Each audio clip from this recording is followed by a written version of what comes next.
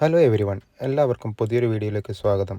ഇന്ന് നമ്മൾ നോക്കുന്നത് ഡെൽ ലാപ്ടോപ്പിൻ്റെ അകത്ത് ബാറ്ററി വരുന്ന മോഡലിന് ബാറ്ററി എങ്ങനെ റീപ്ലേസ് ചെയ്യാം എന്നുള്ളതാണ്. ഇതിലിപ്പോൾ ചാർജർ കണക്ട് ചെയ്തതാണ് വർക്ക് ചെയ്യുന്നത്. ബാറ്ററിയുടെ അവിടെ ഒരു ക്രോസ് ചിഹ്നമാണ് കാണിക്കുന്നത്. സമയം കളയാതെ നമുക്ക് വീഡിയോയിലേക്ക് പോകാം.